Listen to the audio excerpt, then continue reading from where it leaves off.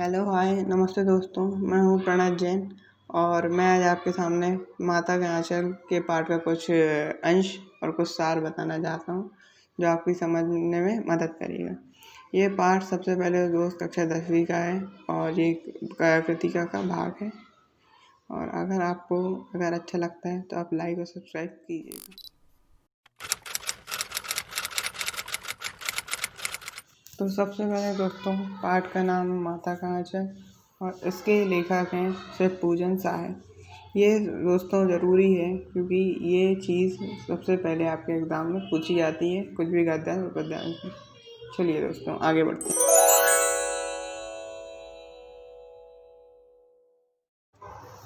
तो दोस्तों, माता का आंचल पाठ लेखक श्री पूजन साहब की बचपन की जुड़ी कहानी है।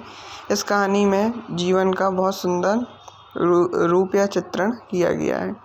ये कहानी में माता पिता का बच्चे का माता पिता से वात्सल्य रस का गुण दिखाया है।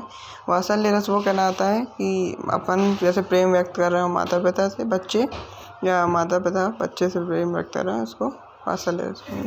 लेखक ने इस कहानी के माध्यम से अपने बचपन की जिज्ञासाओं, खेलों और सहजता और शैतानियों का सजीव चित्रण किया है। यह कहानी पिता और पुत्र के प्रेम से आरंभ होती है। लेखक का नाम भोला रहता है और भोला के पिता उससे बहुत प्रेम करते हैं। और लेखक ने बताया था कि मेरे बचपन में उनका दिन उनके पिता के साथ आरंभ होता था, उन्हीं के साथ समाप्त होता था। और लेखक के पिता भी उसकी हर खुशी का ध्यान रखते थे। भोला जैसे उनके जीवन का एक महत्वपूर्ण अंग था। भोला भी उन्हें बहुत प्यार करता था। कहानी अपने अंतिम पड़ाव पर आकर एक ऐसा मोड़ पर आ जाती है जहाँ पर एक प्रश्न उठकर खड़ा हो जाता है। पिता और पुत्र के बीच जितना प्रेम गहरा है, परंतु माता की छाया बच्चे के लिए बहुत महत्वपूर्ण होती है। माँ का आंचल वह स्थान है जहाँ आकर सभी प्रकार के भय, चिंता, निराशा, दुख और कष्ट समाप्त हो जाते हैं। भोला सांप को देखकर डर जाता है, लेकिन जब वह भाग कर आता है तो पिता के स्थान पर माता की गोद में ही स्वयं को सुरक्षित पाता है। इस कहानी का शीर्षक माँ और बच्चे के बीच प्रेम को समर्पित है।